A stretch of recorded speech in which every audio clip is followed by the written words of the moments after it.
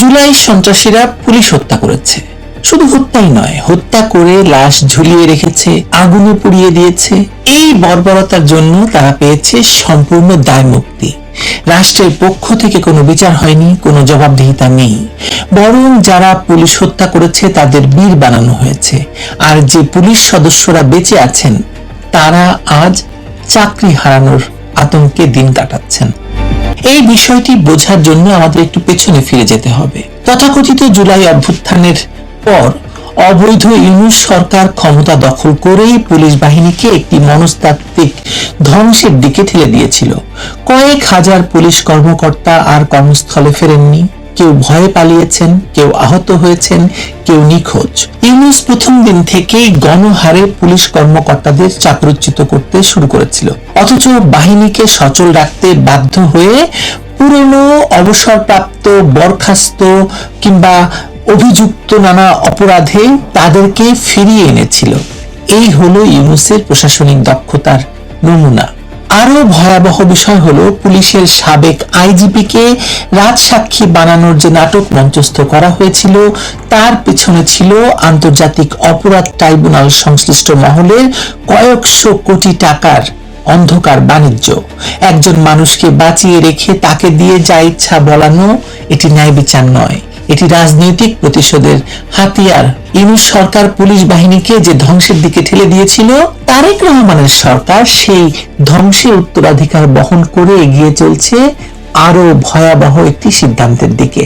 এখন তারেক রহমানের সরকার ক্ষমতায় এসে প্রথম দিন থেকেই পুলিশের ভেতর বাছাই করে তালিকা তৈরি করতে শুরু করেছিল। সেই তালিকায় এবার উঠে এসেছে প্রায় 50,000 কনস্টেবলের নাম। 3টি মানদণ্ডে তদন্ত চলছে। কার নিয়োগ কোন সরকারের আমলে হয়েছিল, কার বিরুদ্ধে অনিয়মের রেকর্ড আছে এবং তথাকথিত গণ অভ্যুত্থানের দিনগুলোতে কে কোথায় ছিলেন। সরকারি মহল থেকে বলা হচ্ছে গণছাঁটাইয়ের পরিকল্পনা নেই, তদন্ত চলছে, কিন্তু বাস্তবতা হলো এই গুঞ্জনই যথেষ্ট পুরো বাহিনীর মেরুদণ্ড ভেঙে দেওয়ার জন্য। মূলত রাজনৈতিক পরিচয় এবং আনুগত্য যাচাই করেই এই বিশাল ছাঁটাইয়ের পথ তৈরি হচ্ছে। সংস্কারের নামে চলছে রাজনৈতিক প্রতিহিংসার মহড়া। এর ফলাফল কি হচ্ছে? মাঠে ব্যারাকে ছড়িয়ে পড়েছে চরম অস্থিরতা। কনস্টেবলরা রাজপথে দায়িত্ব পালনে ভয় পাচ্ছেন, কারণ আজকে কড়া পদক্ষেপ নিলে কাল হয়তো রাজনৈতিক ট্যাগ লেগে চাকরি যাবে। অপরাধ বিজ্ঞানীরা যা বহুদিন ধরে সতর্ক করে আসছেন সেটি এখন দৃশ্যমান সত্যি। আইন প্রয়োগকারী বাহিনীর মনোবল ভেঙে পড়লে অপরাধী গোষ্ঠীগুলো সেই শূন্যতা পূরণ করতে মুহূর্ত দেরি করে না। ফলে দেশব্যাপী ছড়িয়ে পড়েছে সহিংসতা, মব, হত্যা, ধর্ষণ।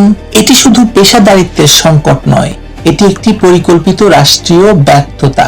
পরিস্থিতি কতটা ভয়াবহ হয়েছে সেটি সংখ্যায় দেখলে আপনি আটকে উঠবেন। পুলিশ সদর দপ্তরের নিজস্ব তথ্য বলছে গত 3 মাসে সারা দেশে 915টি হত্যাকাণ্ডের মামলা হয়েছে। প্রতিদিন গড়ে 10টির বেশি খুন হয়েছে। তারেক রহমানের সরকার ক্ষমতায় বসার পরপরই মার্চে 317টি, এপ্রিলে 288টি আর মে মাসে 310টি হত্যা মামলা রেকর্ড হয়েছে। এর বাইরে ট্রান্সপারেন্সি ইন্টারন্যাশনাল বাংলাদেশ বলছে বিএনপি সরকারের প্রথম 100 দিনে 605টি হত্যাকাণ্ড, 209টি ধর্ষণ, 294টি ছিনতাই, 90টি ডাকাতি, 196টি অপহরণ এবং পুলিশের উপর 129টি হামলার ঘটনা ঘটেছে। এই সংখ্যাগুলো রাজনৈতিক বিতর্কের ঊর্ধ্বে, এগুলো রাষ্ট্রের নিরাপত্তা কাঠামোর সম্পূর্ণ পতনের দলিল। চট্টগ্রামের রাউজান একটা উদাহরণ হতে পারে, যেখানে স্থানীয়দের কাছে পরিচিত সন্ত্রাসের জনপদ হিসাবে। 2024 সালের 5ই আগস্টের পর শুধু রাউজানে অন্তত 25 জন নিহত হয়েছে, যার মধ্যে 18টি মৃত্যুই হয়েছে রাজনৈতিক বিরোধের কারণে। 100-রও বেশি গোলাগুলির ঘটনায় আহত হয়েছে 350-রও বেশি মানুষ। জনাকীর্ণ বাজারে দিনের আলোয় যুবদল নেতা মাকসুদুল হক চৌধুরীকে সশস্ত্র দল এসে গুলি করে হত্যা করে চলে গেছে। পুলিশ কোথায় ছিল? এই প্রশ্নের উত্তর নেই, কারণ পুলিশ নিজেই এখন এক অদৃশ্য বন্দী জীবনযাপন কাটাচ্ছে বা জীবন চালাচ্ছে। ঢাকার আন্ডারওয়ার্ল্ডে এখন চলছে এক মারণ খেলা। কিলার আব্বাস, পিচ্চি হেলাল, সুইডেন আসলাম, ফ্রিডম রাসু, এই কুখ্যাত নামগুলো আবার ফিরে এসেছে।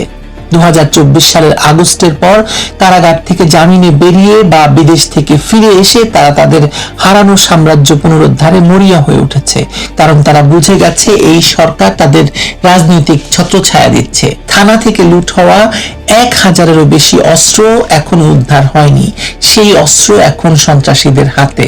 নিরাপত্তা বিশ্লেষকরা বহু আগেই সতর্ক করেছিলেন, রাষ্ট্রীয় বাহিনীর বিভ্রান্তি এবং দুর্বলতার সুযোগে সবচেয়ে আগে নেবে হচ্ছে সংগঠিত অপরাধ জগৎ। আজকের বাংলাদেশ সেই ভবিষ্যৎবাণী হুবহু প্রমাণিত হয়ে উঠছে। বিভিন্ন সাক্ষাৎকারে আমরা দেখেছি বিভিন্ন জন মন্তব্য দিচ্ছেন, তার মধ্যে একটি মন্তব্য আমার কাছে খুব গুরুত্বপূর্ণ মনে হয়েছে। মাওলানা ভাসানী বিশ্ববিদ্যালয়ের অপরাধ তত্ত্বের অধ্যাপক ওমর ফারুক সরাসরি বলেছেন, স্বাধীন পুলিশ কমিশন গঠনের উদ্যোগ রাজনৈতিক মতবিরোধে ভেস্তে গেছে। পুলিশকে আসলে পেশাদার বাহিনী বানানোর কোনো সদিচ্ছাই সরকারের নেই। প্রভাবশালীদের সঙ্গে অপরাধীদের উচ্চ পর্যায়ের যোগাযোগ প্রকাশ্যেই চলছে। অবসরপ্রাপ্ত ব্রিগেডিয়ার জেনারেল আশফাক আহমেদও সতর্ক করেছেন যে সুনির্দিষ্ট তথ্য প্রমাণ ছাড়া ঢালাও বরখাস্তের পথে গেলে পুরো বাহিনীকে অকার্যকর করে দেওয়া হবে। সৎ এবং পেশাদার সদস্যদের মনে হতাশা আর ভয় জন্ম নেবে, আর সেটি আসলে ঘটছে। গত বছরের জানুয়ারি থেকে আগস্ট পর্যন্ত 8 বিভাগে পুলিশের উপর হামলার 415টি ঘটনা ঘটেছে। নরসিংদীতে পুলিশের অতিরিক্ত সুপার আহত হয়েছেন, সিলেটে ওসি সহ 5 জন আহত হয়েছেন, কোম্পানিগঞ্জে মব সৃষ্টি করে পুলিশকে মারা হয়েছে। পুলিশই মার খাচ্ছে রাজপথে। যখন আইন প্রয়োগকারী বাহিনী নিজেই হামলার লক্ষ্যবস্তুতে পরিণত হয়, তখন সাধারণ মানুষের নিরাপত্তা বোধ শুধু দুর্বল হয় না, তা সম্পূর্ণ আসলে ভেঙে পড়ে। মাঠ পর্যায়ে কর্মরত এক পুলিশ কনস্টেবল বলেছেন, আমরা পেটের দায়ে চাকরি করি, যখন যে সরকার থাকে আমাদের হুকুম পালন করা ছাড়া নিচের সারির একজন কনস্টেবলের কোনো উপায় থাকে না, অথচ এখন যে কোনো অপ্রীতিকর ঘটনা ঘটলেই আমাদের উপর দায় চাপানো হচ্ছে। এই মানসিক চাপ মাথায় নিয়ে রাজপথে ডিউটি করা আমাদের পক্ষে অসম্ভব হয়ে দাঁড়িয়েছে। এটি একজন কনস্টেবলের ব্যক্তিগত যন্ত্রণা নয়, এটি পুরো একটি বাহিনীর সম্মিলিত আর্তনাদ। তারেক রহমানের সরকার ক্ষমতায় এসেছে নিজেদের জন্য, মানুষের জন্য নয়। পুলিশ সংস্কারের নামে যা চলছে তা আসলে রাজনৈতিক প্রতিশোধ এবং আনুগত্য পরীক্ষার এক নির্মম খেলা। 50,000 কনস্টেবলকে বরখাস্ত করলে আইন শৃঙ্খলায় যে বিশাল শূন্যতা তৈরি হবে, সেটি পূরণ করার কোনো পরিকল্পনা এই সরকারের নেই। রাষ্ট্রের নিরাপত্তা কাঠামোতে পুলিশের ভূমিকা আসলে মৌলিক।